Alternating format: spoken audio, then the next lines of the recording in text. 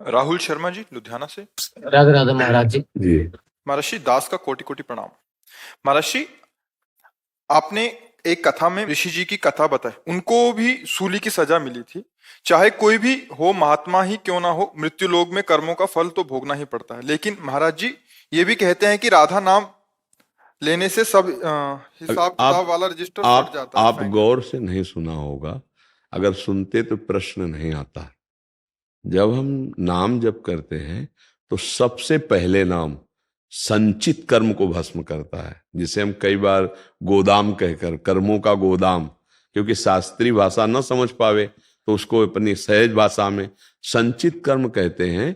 जो हम करोड़ों असंख्यों जन्मों में पाप पुण्य किए, उसका एक गोदाम है हमारा भगवान के हिसाब में, वो सब जमा है।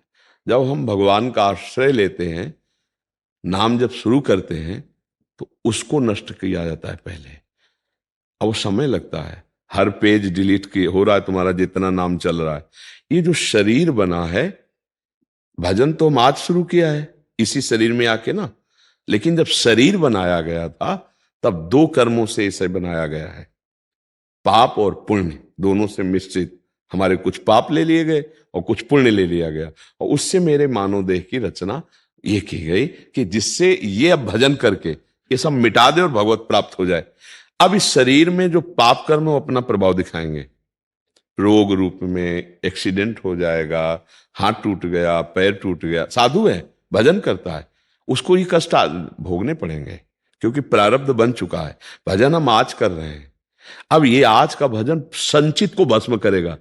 वहां रजिस्टर को, ये रजिस्टर से निकला हुआ है, ये रजिस्टर नहीं है, ये तो भोग में आ चुका है, वो आएगा। भजन का फल होगा कि भोगने की सामर्थ्य मिलेगी, आप उबोगे नहीं, और पूर्व संचित को भस्म कर दिया। अब नए जो कर्म हमारे हो रहे, नई फसल हो रही, ये बहुत बढ़िया हो रहे हैं। हम नाम जप कर रहे हैं, बुरे आचरण नहीं कर रहे, और इसे भगवान को समर्पित कर रहे हैं। ये निष्फल, मतलब मुझे बांधेगा नहीं, मुझे दंड नहीं देगा, भगवान को वो भस्म। ये जो भोग है ये निष्प्रभावित। जैसे संसारी आदमी विकल हो जाता है रोग आदि में, कष्ट आदि में, ऐसा भक्त विकल नहीं होता। बड़े बड़े संतों के जीवन में देखो, बड़ी बड़ी विपत्तियां आई हैं शरीर की, तो भस्म नाम कर दिया संचित को। नाम ने जो आगे का है वो लिखा ही नहीं जाएगा, पीछे का लिखा भस्म हो गया, पर जो लिखा पढ़ी के बाहर आ गया है, इसको भोग लेते कोई हैं। अभी कोई कर्म गलत हो गया है, हाँ, ये भस्म हो जाएगा। हाँ, अभी अभी अभी भस्म हो जाएगा। जहां आप भजन करोगे तो जलोगे। ये जो बना था तो इसका प्रारब्ध भोग था, अब इसका प्रारब्ध भोग भोगना होगा। अगर हम भजन का प्रयोग इस प्रारब्ध के मिटाने में करेंगे तो हम मृत्यु पर विजय नहीं प्राप्त कर पाएंगे। हमको सबसे बड़े पहलवान को पछाड़ना है, मृत्यु। ये बहुत छोटे छोटे पहलवान हैं सृष्टि के, काम क्रोध लोभ मोह मद मत्सर, ये छोटे हैं, मृत्यु से बढ़कर नहीं है। ये तो भोगों में गिराते हैं। वो बार बार मुझे हर बार मार रही मृत्यु। इस बार मृत्यु पर विजय प्राप्त करने के लिए हम आए, जीवन मुक्त होने के लिए, तो हम नाम जप करते हैं और भगवान को अर्पित करते हैं, और शरीर के प्रारब्ध को भोग लेते हैं। आगे अच्छे कर्म करते हैं, पीछे सब भस्म हो गए। आगे वाली फसल अब हमको दंड नहीं देगी, क्योंकि वो भगवान को समर्पित है। हम जीवन मुक्त हो जाएंगे, हम भगवान को प्राप्त हो जाएंगे, हमारा आवागमन का चक्र छूट जाएगा। समझ पा रहे हो ना? हाँ, इसलिए विचलित मत होना कि आज से भजन शुरू किया तो पता नहीं प्रारब्ध लागू है कि नहीं। जैसे आप किसी के पास गए और किसी ने आपको कुछ जंतुर दे दिया, कुछ ऐसा दे दिया, और आपका काम बन गया, वो जंतुर से नहीं बना है, वो आपका पूर्व का जो पुण्य विधान था उसी ठीक समय लागू हो गया, और वो तुक्का जम गया। ऐसा हुआ भी था। हाँ, तो आपको डाली है ना, तो अरे इससे कुछ नहीं होता। नहीं, दुकान वाला बच्चा सब रोग से रहित हो जाएगा, सब संशय जिससे तुम खरीद के लाए हो ना, उसके पास ऐसी लाखों, फिर वो तो बहुत बड़ा पूरा त्रिभुवन का हो जाए ना सुखी। ये तुक्का होता है, किसी ने कह दिया जाओ तुम्हारा काम बन जाएगा, और प्रारब्ध का तुक्का लग गया और वो काम बन गया।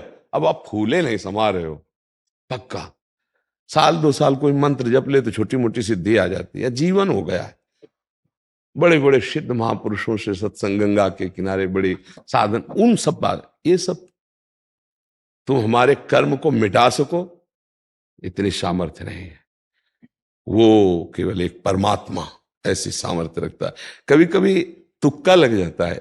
एक तुक्का, एक गांव में ठाकुर जमींदार थे, उन्होंने बहुत पूजन करवाया, नारियल फुड़वाया और जमीन से वो पानी निकालने के लिए मशीन असफल रहे। उनका लड़का आर्मी में था, वो आया, उनका बाबा तुम काहे की बेकार के चक्कर में पड़े हो, शराब पियो, जूता मारा, बोले यहाँ खोदो, पानी निकल आया। अब वो श्रद्धा उसकी खत्म ना, तो अब इसको आप क्या कहेंगे कि जूते के ठोकर से इतनी दम बंदे में कि निकल है? नहीं, तुक्का लग गया। और भगवान की लीला, समय का, वहां पानी निकल आया, वहां पानी नहीं था, उसने शराब पी और कहा जूता मारा, बोले बाबा यहाँ खोदो, अगर ना पानी निकल आया तो कहना पानी निकल, वो इतना सिद्ध है। समझिए गलत।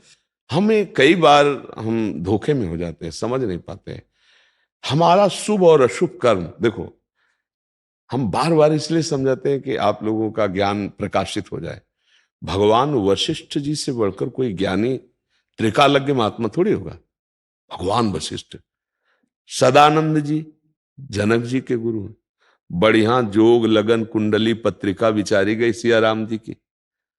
अब कल होने वाला है राज्याभिषेक, और हो गया 14 वर्ष का वनवास, हो गया ना।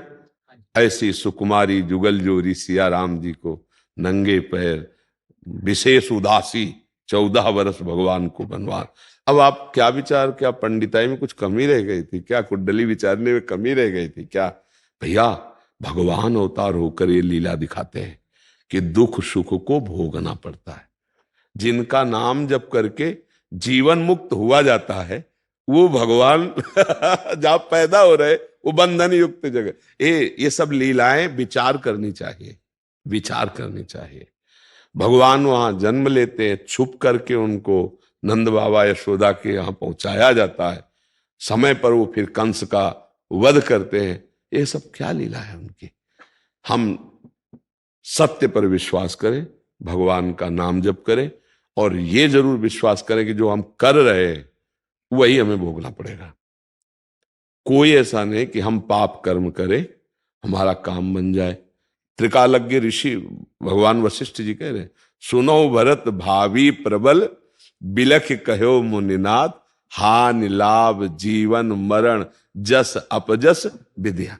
दशरथ जी पधारे थे तो वशिष्ठ जी की ताकत थी, जिला सकते हैं, क्योंकि भगवान का वो स्वरूप बोध महापुरुष हैं, वो ऐसा लेकिन नहीं किया।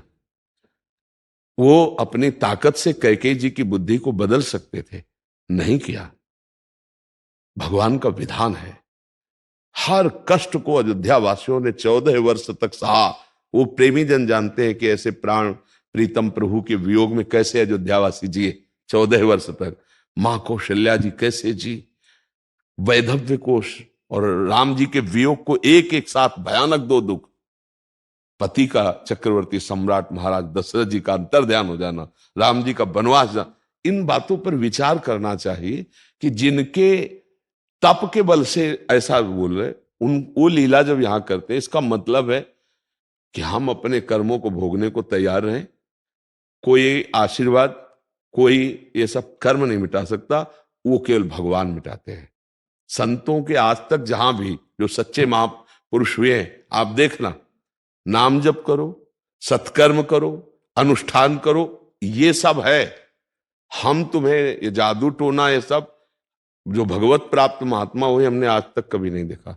हम जो कह रहे हैं बात अंदर से समझो, आप खूब नाम जप करो, अच्छे आचरण करो, आशीर्वाद मांगने की जरूरत नहीं, आशीर्वाद आपको पहले से ही भगवान ने दे दिया है। मनुष्य जन्म दिया, साधु समागम दिया, ये उनकी कृपा नहीं है। इधर उधर भटकने की जरूरत नहीं कि हमको कोई कुछ उन्नति कर देगा तो हमारी फैक्ट्री चल जाएगी, कुछ नहीं। नाम जप करो, अच्छे आचरण करो, आप खुद उन्नति को प्राप्त होंगे। हाँ, दुख सुख आएगा, कभी दिन कभी रात, जैसे ऐसे कभी दुख कभी सुख, उसको चुपचाप सह लो। हाँ, अगर आपको सांसारिक सुख ही चाहे तो अनुष्ठान करो, नाम का अनुष्ठान, संत सेवा, गौ सेवा, भगवत सेवा। समाज जो ऐसी स्थिति में है कि वो दवाई नहीं, तो आप मेहनत करो, पैसा कमाओ, सेवा करो, देखो आपका धर्म आपको उन्नतिशील बना देगा। तो धर्माचरण करो। जिन लोगों को भ्रम है कि हम पापाचरण करेंगे और कहीं चले जाएंगे और कुछ रुपया देंगे और वो हमको आशीर्वाद दे देंगे, जंतुर मंतुर ऐसा, और हम सुखी हो जाएंगे, तो मुझे लगता है कि नहीं, आपका कर्म ही आपको सुख दुख देगा। को न काहू के सुख दुख करदाता, निज कृत कर्म भोग सुन, अवश्य में भोक्तव्यम कृतम कर्म। खूब नाम जप करो, अच्छे आचरण करो। दिग्विजय सिंह